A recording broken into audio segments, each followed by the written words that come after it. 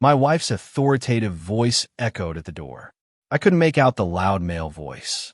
I stood paralyzed at the entrance of the bedroom, stunned by the sounds coming from inside. The door was between open, which allowed me to listen to every word. I resisted the urge to look inside. I didn't want to interrupt their intimate moment. Instead, I took a deep breath and tried to calm down. It was a difficult test that required more strength, the one I've never met before. After calming down, I decided to take the only rational action that came to my mind.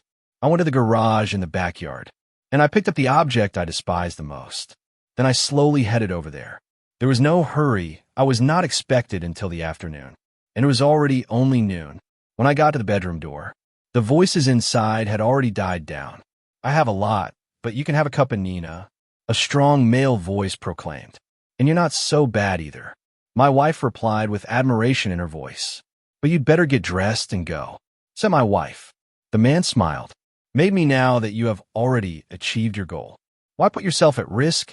And everything goes too. Your husband won't be here until tonight, will he?" he asked. "And even if I show up now, I'll put your weak-minded husband in place in an instant," he said. "Challenge accepted," the man added, not wanting to hear my wife's reaction, and rumbling in the room, making a noisy entrance. I stood on the threshold, blocking the entrance, but without entering. They both shuddered with surprise at my sudden appearance. My wife, who up to that time was lying down with nothing, he quickly covered himself with a sheet. The absurd situation almost made me laugh, but the presence of the man has cost next to her stopped me. I didn't know him, but I understood why. He gave off so much confidence, compared to my average height of 6 feet, and my modest constitution. He was even taller than me, and his musculature was impressive. He looked like a disco gorilla, and it was clear why my wife liked him. While I possessed the usual attributes, he seemed to have an impressive physique. Among all the things I was hoping to hear from my wife, his simple words, "Why did you arrive so early?" They surprised me. I stood in silence, paralyzed on the spot. She looked nervous, but not scared. Maybe he was considering his next steps to get out of the situation. The man, ignoring me, she sat down in front of me with a little smile, evaluating me in silence. "When you arrived," my wife asked, trying to assess how much I had witnessed. The irony of the situation did not leave me. Is it not enough to see that she is lying, in bed with another man, to realize what's going on? Again, the Igino reacts. Then, in a desperate attempt to give an explanation, I stutter. "Look, it's not what you think." Once again, I said nothing. The man took the situation into his hands. "You're the quiet guy, right?" he said. I stayed silent, just looking at him with a curious and cold gaze. It is right to keep silent, and if you start saying something, you'll get in trouble. Am I not so? I couldn't help but smile, which seemed to annoy him. "Why are you laughing?" he demanded. I decided not to say anything, but I threw her a meaningful look. "Where it's aimed at you and silly," I said. He quickly realized what was going on, and he came up to me with a furious expression on his face. "I'm going to teach you a lesson, grunt." "Don't do it, Roby," my wife screamed, trying to stop him, but it was useless. As he approached, I raised my right hand, hiding the gun behind my back. When his face was very close to the cannon, I put my finger on the trigger. I wasn't going to let myself be taken advantage of like this. I did not fire, but the shot, which sounded very close to his mouth, it had the desired effect. He stepped back so valiantly, letting out a scream and covering his ears. I stayed on my feet and waited for the dry of their screams. They will turn off before speaking for the first time. Since I broke into the bedroom, I came back home to pick up a forgotten document. And suddenly I had free time, I explained. Myria, my wife, who seemed surprised because of the lack of emotion in my voice. Even I couldn't believe how calmly he was talking. The next object of my gaze was this big man, who was still affected by the shock. I couldn't help but feel satisfied, seeing my wife's reaction. Turning to him, I couldn't help but laugh. I usually can't keep quiet, but with you I simply have no words, I told him. If you can control me, it will depend on whether you're still breathing. I added. He stopped talking. He looked a little confused, and I was looking at the gun in my hand. My wife, trying to gather her courage, asked, "You're not going to shoot us, are you? You're not a murderer." I smiled and replied, "Well, I used to think you were a faithful wife, but it seemed that I was wrong. If you can surprise me, then I might surprise you too. I said this to shut her up. I decided to conduct additional research before taking any action. How long has this been going on? Ask. I noticed a glint of optimism in his eyes. Today is the first time, he replied. I assured him that I had enough time, but something I heard made me suspect that today wasn't the first time. Give me the right answer now, I demanded. A month ago, I stuttered. Who is this? I continued. She hesitated before answering. He's a bouncer at the club where the girls and I hang out, he confessed. My intuition turned out to be correct. The girls were her friends, 5 in total, including her. Do they know what you're doing?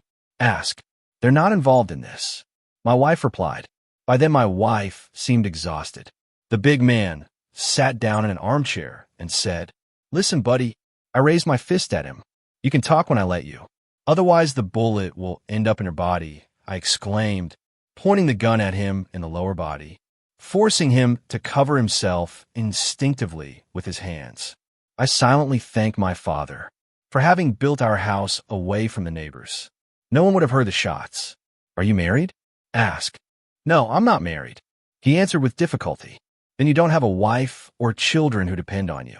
You could die and no one would notice. I said, pointing the gun at him. I have to take care of my parents. She quickly suggested. That's wrong. You should have thought about that earlier. Maybe it's too late already, I replied. Listen, buddy, please forgive me. Rogo, why are you apologizing? Asked. For sleeping with my wife? Maybe it's too late already, I replied. Listen, buddy, please forgive me.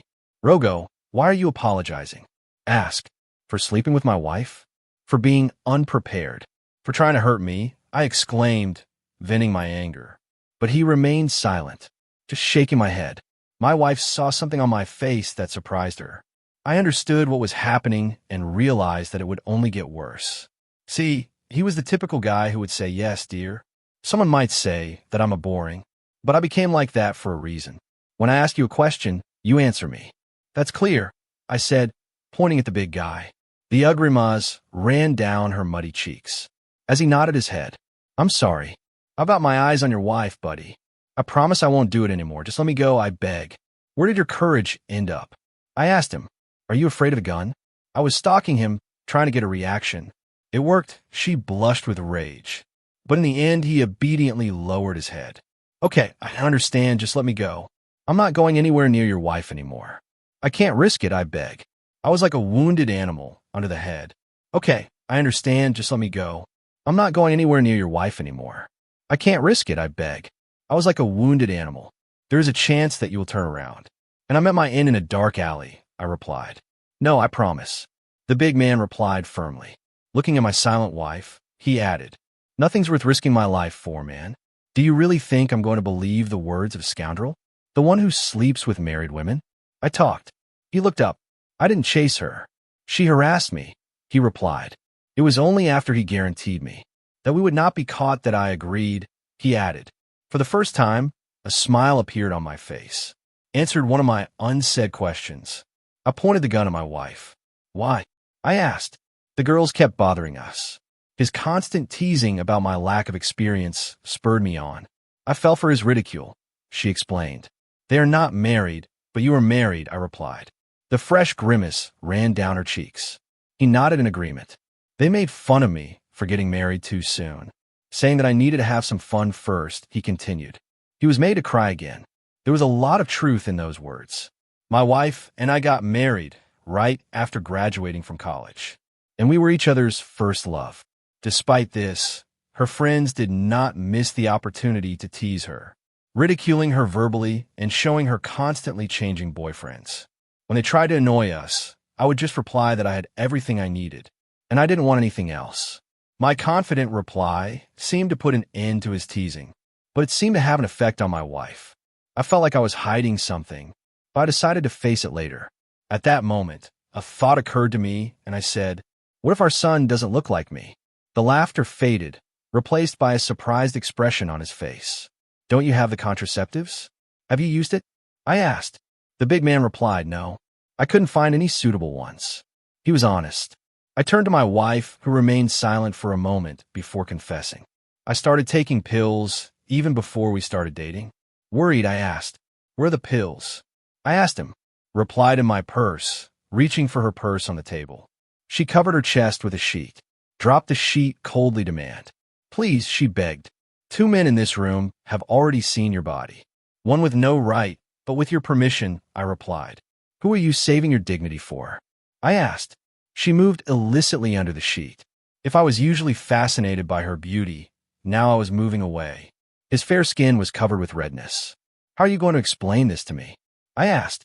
It occurred to me that, during the last month, he had been avoiding intimacy, citing various reasons from headaches to tiredness. I respected her limits, and now I was sorry. She looked embarrassed, realizing that she had discovered his deception.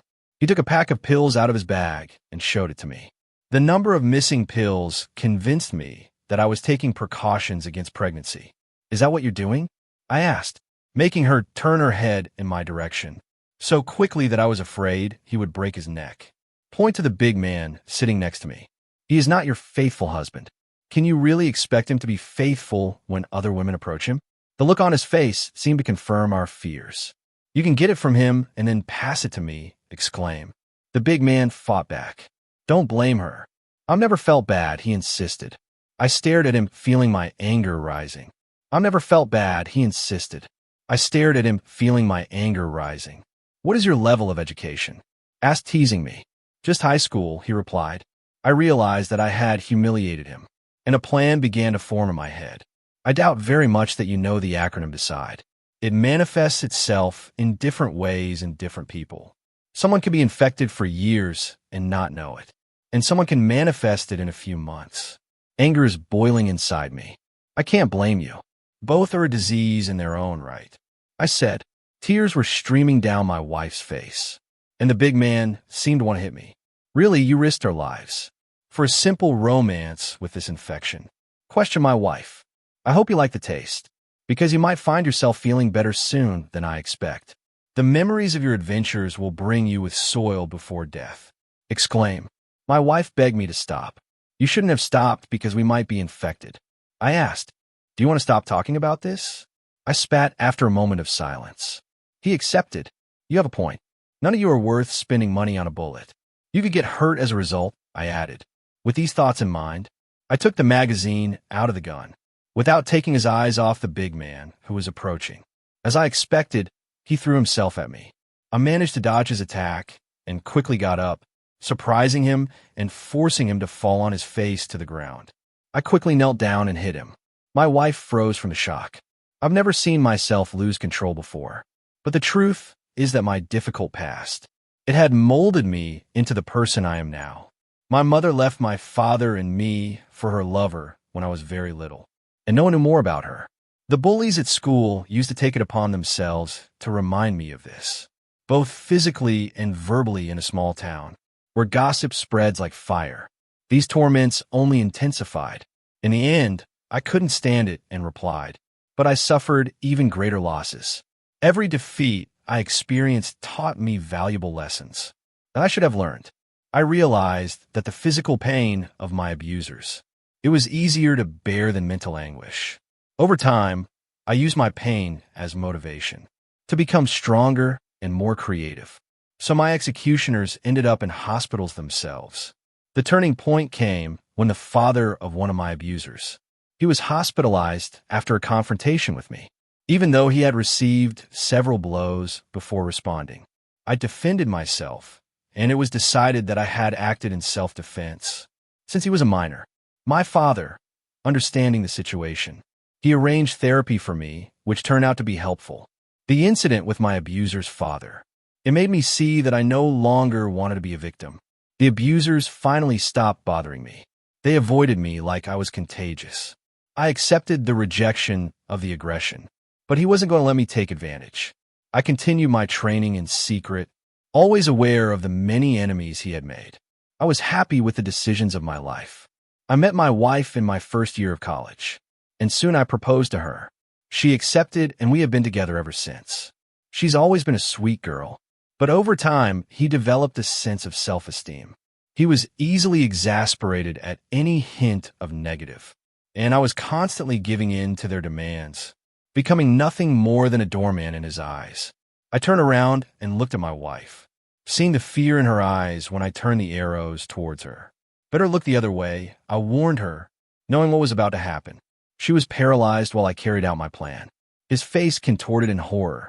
Wanting to aggravate your fear, let out a loud scream, pulling her out of her trance. But my anger still simmers beneath the surface. Now I need you to move over here and lay down next to her. When she seemed surprised, I calmed her down by saying, I promise not to touch you if you do as I say. He approached slowly like a zombie, and she laid down beside him. I took her phone and handed it back to her. Take a selfie, I ordered. What? Why? He protested. Just do it, I replied calmly. What kind of sick person are you? I screamed. Someone who keeps his word, I replied coldly. She took the selfie with reluctation, her hands shaking. I made him repeat it until the picture was clear. You can get up, but you have no right to leave. I told her. She grabbed the phone, and he sat down in the next chair. What are we going to do? He may die. He worried. No, he'll live. She's in so much pain that her body is shutting down. I explained, so he was unconscious, he realized. Dial the emergency number on my phone. I have an emergency situation at home. Please send in an ambulance. I said, yes, right away. And I added that a police officer should come. My wife was forced to make love. I added when I looked at her, seeing and disgust in his eyes. What made her tremble? She whispered, you could have taken my life. Please finish this now. I walked over to her and sat down next to her, but she immediately walked away. I reached out my arm and gently put it around her, forcing her to look the other way. Look at me, I whispered. Her body trembled before I turned my attention inward. How can I solve this situation in another way? I asked while thinking. She shook her head in horror. You have a point. He needs medical attention to have a chance of full recovery. If I take him to the hospital and admit the truth, I will face jail because it was in self-defense. But I will be labeled as a villain, I explained. She shuddered. Maybe we could tell this story in a different way. If we said you were attacked and I stepped in to protect you, people would sympathize with you. Seeing you in a different light, I suggested. Or, better yet, we could eliminate it completely. Then there would be no need to visit the hospital, and the exams could be held in secret. What do you think? Should I do this? I asked, pulling a gun out of my pocket. She looked at me in shock. Really? Exclaimed. What? Please don't tell me she has feelings for him. Sublick. No, but you can't hurt him. It's cruel. He replied. I took an oath, and I intend to keep it. I said, what oath? He asked. The promise I made on our wedding day to protect your honor. Just because you betrayed your pledge of allegiance, it doesn't mean I'll do the same. I will do whatever it takes to protect your honor, I replied. I pointed the gun at the big man, waiting for an answer. After a long time, she finally spoke. You could say that a crime was committed against me. Look, he's a young man like us. A single man who takes care of his parents. I might stop walking altogether. Or worse, he'll never be able to control his hands if the nerves are damaged. And all because you longed for entertainment, Sai. How could you do that? He asked through gritted teeth. Then I share my story from my school years. You see, my life turned out like this. I was tormented by my mother's infidelity. Would you rather I remain the good husband you knew, and for him to hit me because he would have attacked me anyway? He stopped talking. I need an answer. An honest answer, I said, and she began to tremble. No, I started holding it back when you shot, to keep him from hitting you. Finally, he told the truth. I was watching her out of the corner of my eye at the time. The air was filled with the sounds of sirens. Reacting quickly, I took a robe out of the closet and handed it to her, which was hastily put on. Inspector Robbie, my old friend, he was the first one to enter the room. After quickly assessing the situation, Inspector Robbie turned to me and asked, "Is he alive?" He then called 2 paramedics for help, and a female police officer joined them. Pointing to the big man's motionless body, doctors immediately performed manipulations, and they informed that he would be taken to the hospital. As they were leaving, Inspector Robbie's gaze fell about the bullet holes in the room.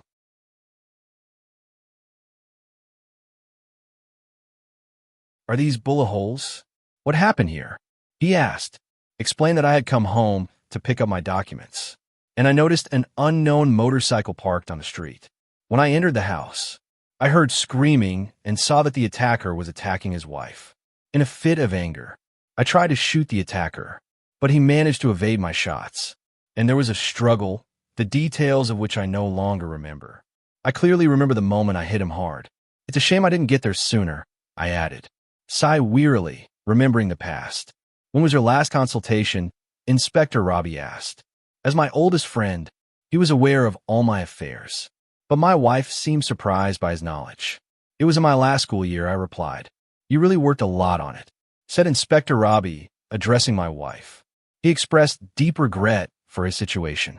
Although he understood the trauma he had suffered, I needed to ask some questions. My wife felt avoiding his gaze. What happened when he entered the room? The inspector asked. He came in late in the morning. He threatened and pressured me, my wife replied. I didn't mean to be scared. He just looked at me with a pisca of apprehension. If you don't like to talk about this topic, you could talk to Officer Rita in private, explained the Inspector Robbie, slightly moving his head, which went unnoticed by my wife. He asked the question again. Are you going to press charges? I turned to my wife, hoping to get a clear answer. It all depends on my wife, I replied. She couldn't find the words, so I hugged her, making her shudder slightly. I understand her like no one else. He wants to leave everything in the past and move on. Isn't it wonderful? I said. She felt looking away. Finally, Rita spoke. If you don't bring him to justice, he and others like him, they will only get bolder, and they will continue their atrocities in the future. Robbie asked, Who is he? You knew him. He works as a goalkeeper in one of the clubs, to which my wife and her friends often go, I replied. He must have been following you, and he chose this place as the most convenient place to attack. I'm sure you will need medical help. I'm taking it easy, Rita. I agreed. Do you think this guy can press charges against me? I asked. No way. This is your house, and he attacked your wife. It's self-defense, Rita replied. My wife nodded in silence. Well, take care of him. And if he does something stupid, like you already said, it will only make the situation worse. Officer Rita said firmly. We went to the hospital, and on the way I informed the office that I would take a few days off for personal reasons. The trip to the hospital was silent. I spent 2 hours in the hospital, getting tested for intimately transmitted diseases. The automatic testing procedure brought me to the Hibio. The return trip was just as smooth. When I got home, my wife retreated to the bathroom for an hour.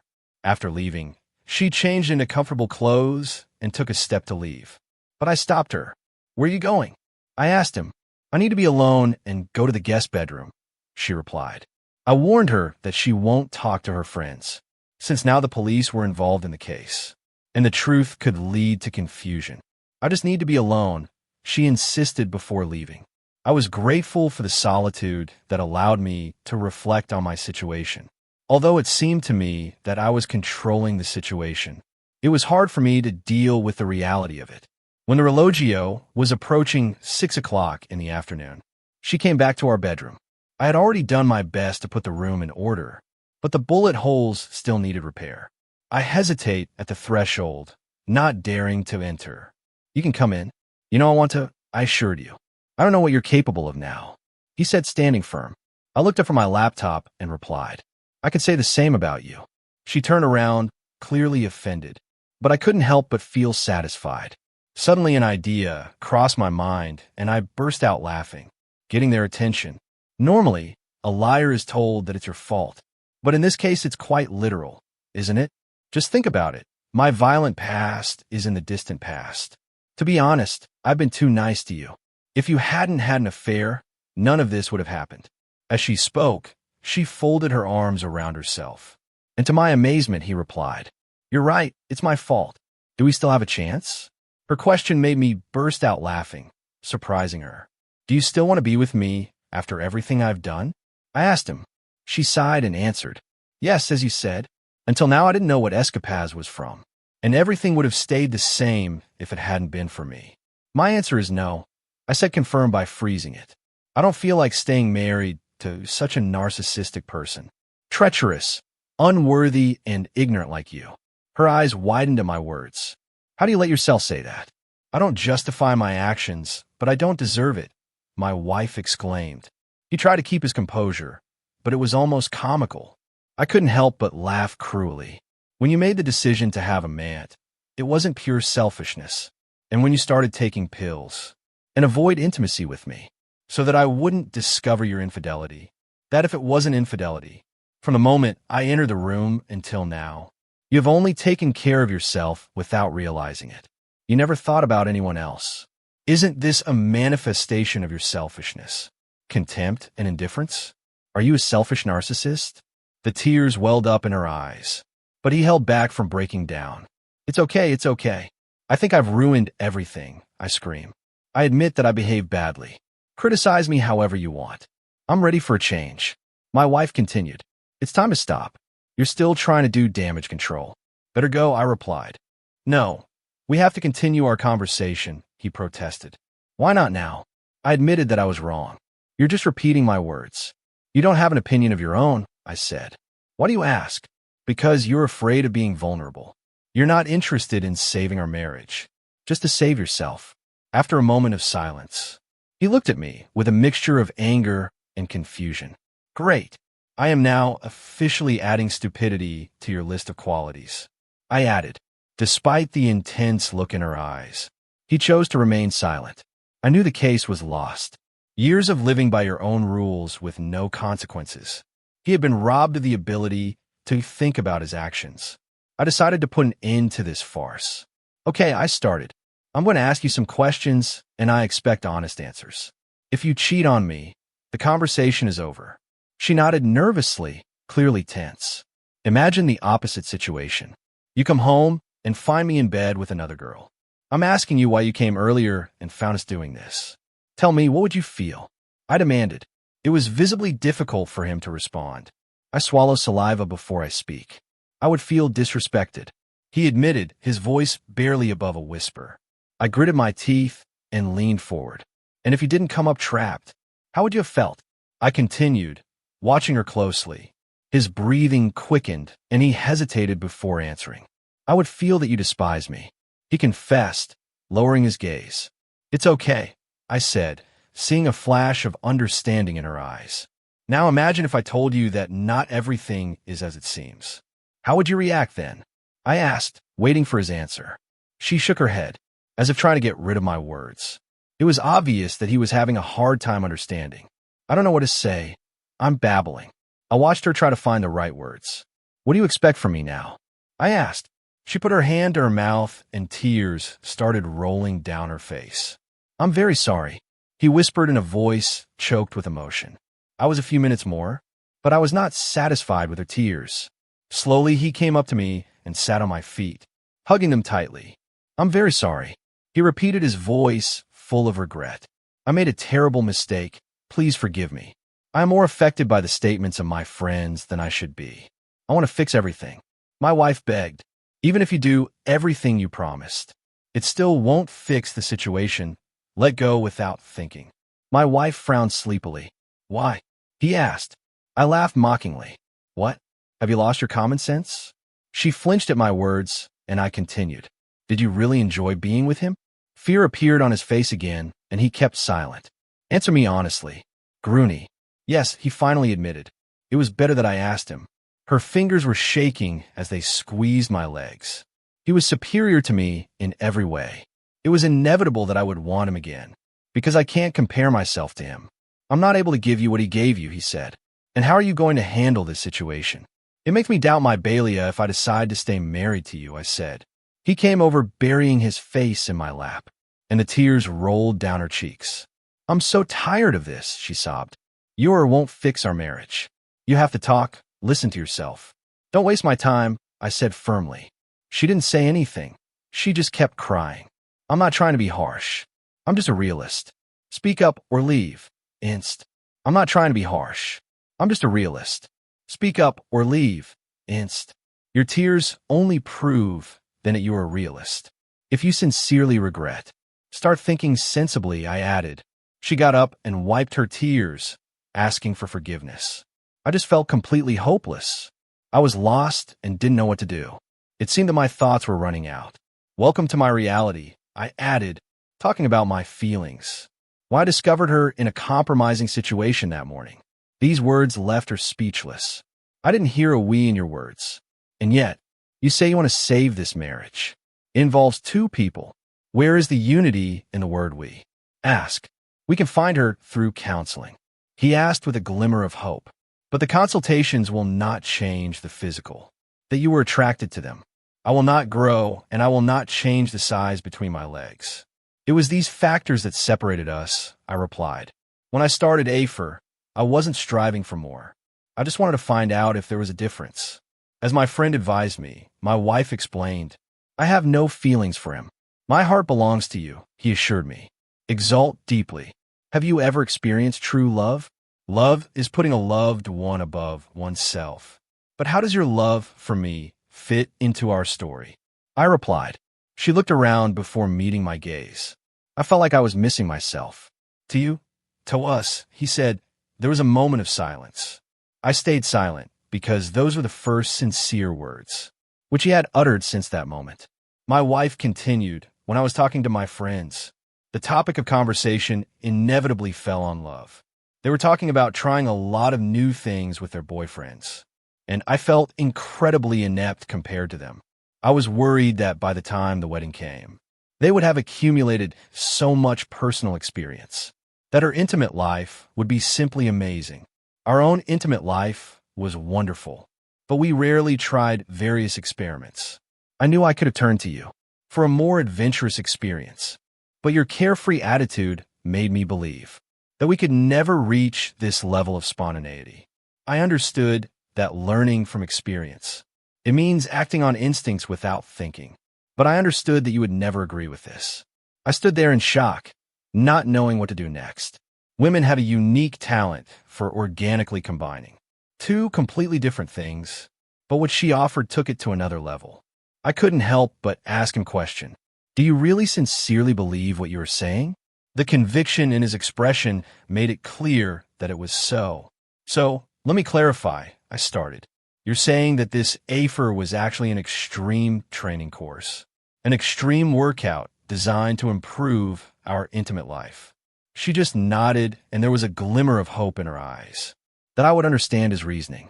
Although his logic might seem absurd to me, I was intrigued to understand his point of view more deeply. Reflecting on my previous actions, I couldn't help but feel dissatisfied. How much time were you planning to devote to this supposed course? About intimate matters? I asked, watching as he hesitated, and he was rubbing his hands nervously before answering. I'm not sure, she admitted, disappointed. I ran my hand across my forehead. If this was supposed to spice up our intimate life, why has our intimacy decreased in the last month? She looked away, clearly uncomfortable. I didn't think Roby was going to be like this. He admitted, I was afraid you'd find out, so I walked away from you after I was with him. As he spoke, I couldn't help but notice that his ability to express his thoughts had improved. She carefully avoided the subject of intimacy with him, as if that could save them from impending disaster. Sigh, disappointed by your distorted reasoning. I can't figure out if you're just naive or disillusioned. Or maybe both, I said. She looked surprised, but wisely chose to remain silent. Or maybe both, I said. She looked surprised, but wisely chose to remain silent. Imagine that your training lasted 6 months, a year, or even more. How do you think you will react to your prolonged rejection of intimacy? I asked him. His breathing quickened with a sense of desperation. But you've never pressured me to be intimate before. Do you remember when I had a prolonged menstruation? You treated him with understanding, she replied. Let out a surprised sigh. You plan to take advantage of my concern for you, I said. She turned abruptly, preferring to remain silent. Didn't you realize that staying with him too long, could it lead to you being free forever? How are you going to justify that? Ask. No, I don't know, Valdive, she. He paused, avoiding eye contact. You were too caught up in the idea as to think about the consequences for your life, I replied. Sigh. Your feeble attempt to establish a relationship. It only leads to you being buried in an even deeper ear. I'm sorry, she murmured. Going back to your original statement. I doubt you'll ever be happy with me, I said. Why do you keep insisting on this? She replied. When was the last time you used public transportation? Or did you buy an unbranded item? Ask. The reality is that my wife comes from a real background. Middle class. Before marriage, we used public transport. Because we didn't have our own car, we could only buy things that fit our budget. But as soon as we got married, she quickly adopted a more luxurious lifestyle. And he never looked back. But you're just as good with your pants, he said confidently. Yes, I felt good with him, but we had nothing in common. There's no hard feelings. He was too self-centered. And you? I interrupted her. Wait, how did you interrogate La Trapparte on the spot today? Asked, surprised. I was desperate then, and I'm still not. He admitted, running his fingers through her hair. I want to make it clear that size does not matter to me. Although I appreciated what he had to offer, I don't need him to be a part of my life forever. The most important thing for me is the love that only you can give, he said. I couldn't help but laugh at his convincing words. So, is my love more important to you than wealth? My question left her instantly stunned. How can you doubt my feelings? He asked.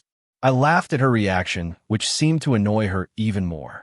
I have every right to doubt everything about you. Your beliefs, your actions, or the lack thereof, I said. He plans his erratic conceptives behind my back, and having unprotected nighttime relationships, risking infecting us with diseases transmitted by intimacy. Such misleading and reckless behavior. It indicates both cunning and stupidity on your part. Even if you somehow manage to convince me to keep marriage with you, it would take years, if ever, before I start trusting you again. You can bear to live in such uncertainty. I will work to regain your trust, he said, his voice shaking with pain as he spoke.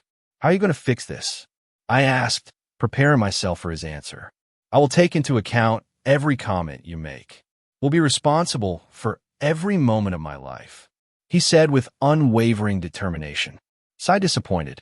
Marriage should not be a constant cycle of doubts and checks. It should be based on love and trust. If I question everything you do, it will only lead to unhappiness. Imagine I'm stuck in an important meeting. I have no way out, and I'm starting to doubt your every move. This is an unhealthy lifestyle. I don't think I can do it. In an hour, it may take me years to get rid of this mentality, which will only increase my anxiety. Is that really what you want? She seemed confused, but then she surprised me with another idea. How about we ask my mom to live with us? I won't see my friends that often. And if I do, I'll be with you or with her.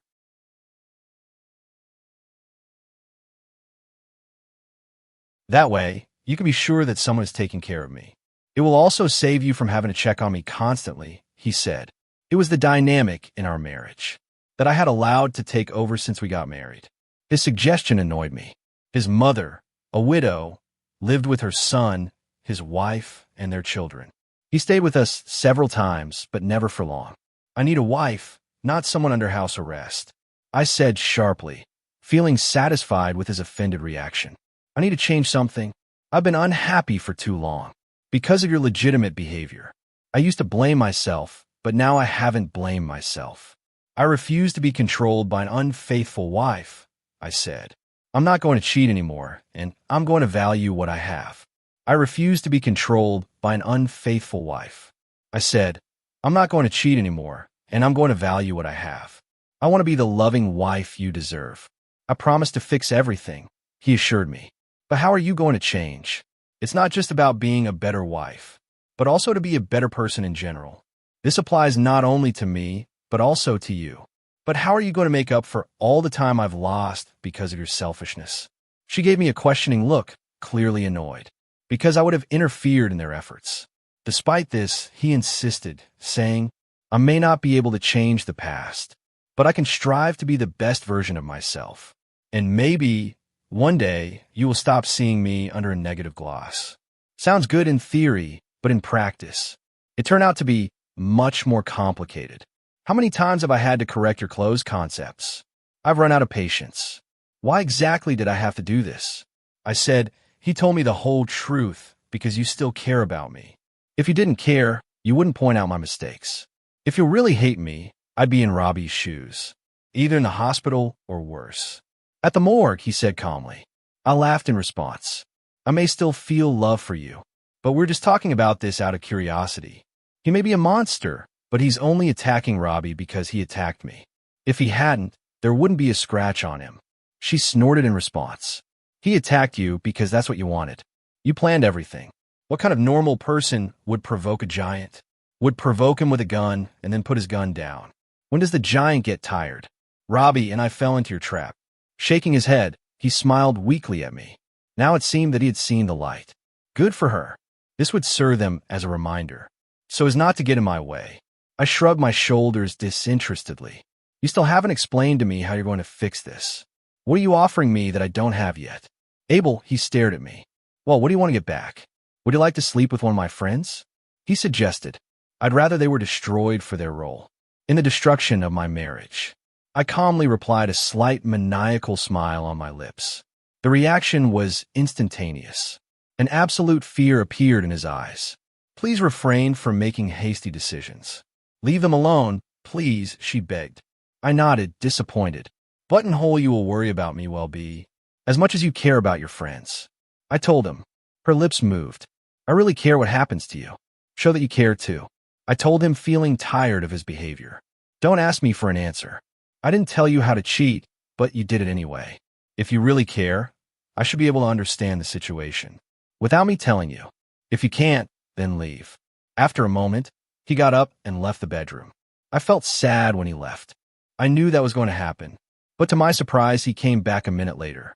He was holding a long pair of scissors tightly, and he went to his wallet, emptying its contents on the bed, carefully pulled out every credit and debit card, cutting them one by one. Were at one time his pride and joy, the envy of her friends, when he was showing off his platinum cards. When he was done, he picked up the phone and dialed a number. Hi, how are you? He said, his voice shaking. I need a favor. I need you to stay with us for a while. We all go through difficult times, but with some effort, we can overcome it. I don't want to bother you with the details. I can handle this alone, but I need your support to solve it. Mom, I don't know what time it is. I'll talk to my brother, and I'll call you when I need you. What does no mean? No, I'm not pregnant. Please trust me this time. Thank you for always supporting me. Mom, I appreciate it. Goodbye. I love you too. After finishing the call, he dialed the number again. Hi, Ria. I wanted to tell you that I don't want to talk to anyone from our group anymore. I have to tell the others about this. It's not a joke. I'm serious. Today I want to put an end to my madness. Life has taken its toll. I'll take responsibility and face it myself. No one is forcing me to do this. I can handle everything by myself. I know what I'm doing. So goodbye. That was the end of the conversation. She and her friends had been together since kindergarten. It must have been hard for her to make that decision, but she was determined. I reluctantly agreed to support her. He looked at me. I have no other way to earn money, more than you can offer me. My mom will be here as soon as I call her. There will be no more friends to impress. No one will matter except you. You trust me now that I've made you my only priority. They are laughing and shaking their head. Maybe this is just a temporary solution, I said. She was angry for a moment, but I quickly added, but I'm willing to offer you a trial period. His tense shoulders relaxed to them, listening to my words. That's all I'm asking. He replied. That night, her friends came to our house, but she wouldn't let them in. Later, he woke up screaming due to a nightmare. I was expecting such a reaction. I was reliving the day I took down Robbie. You run from my room to the guest room, where she was sleeping, and I held her tight to calm her down from the nightmares, that they were tormenting her. It would be a long time before the nightmare stopped. When he woke up, he didn't say a word about his suffering. The next day, his mother moved in with us. His presence was comforting without asking unnecessary questions. When her worried friends contacted me, I assured them that I had never forced her to do anything, and I repeated the same answer until they calmed down. The results of the STD test were negative, and we both breathed a sigh of relief. The authorities treated the case with extreme caution to make sure it didn't become public. We went to a psychologist together to deal with the consequences. This specialist had already helped me manage my aggressive tendencies. I had lost confidence in everyone, and I was hoping it would be hard for me to open up. But it turned out to be even more complicated than I had anticipated, although the focus was on my lack of confidence, in my attractiveness in an intimate way. We also had to work on improving my communication skills, so as not to seem suspicious or judgmental.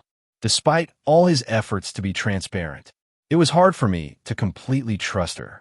although he never complained and always smiled with encouragement.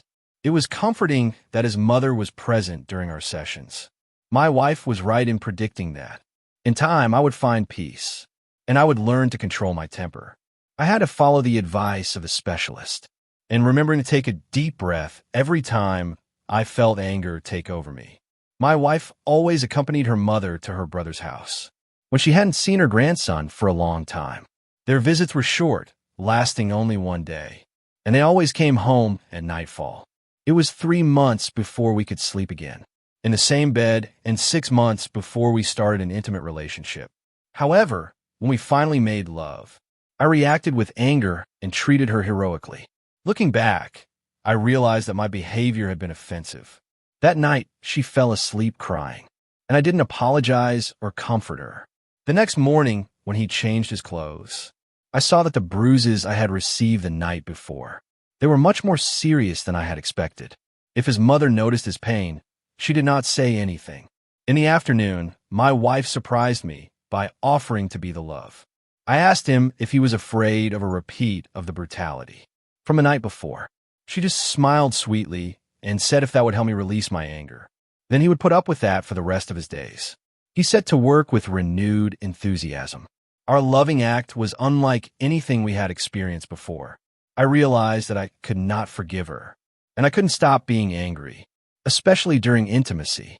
The psychiatrist explained during our sessions that his decision to turn off the credit cards and cut ties with some friends had a cathartic effect on her, allowing you to eliminate all distractions from your life. He also mentioned that my wife needed more variety in bed. That made me think. After all, I couldn't give her what she wanted, which meant he would keep cheating on me. That night, after returning from work, I invited her and her mother to sit in the living room. I'm sorry, but I don't want and I can't stay married to you. I'm with a lawyer tomorrow. It's time for both of you to pack on your things, I said. The chaos that started after my words was instantaneous. There were tears, screams, rude insults, but in the end I was left with only a bottle of cold beer, silently reflecting on what had happened to me in no time either. After spending 4 months in the hospital, Roby struggled to regain her independence and looked for a job. Due to her injuries, she finally got a job as the Vaplados. As for me, I move on and hope to find a kind and intelligent woman. This is the end of my story. Subscribe to not miss more videos like this. And remember, history is a chance to become a better person, and see you soon.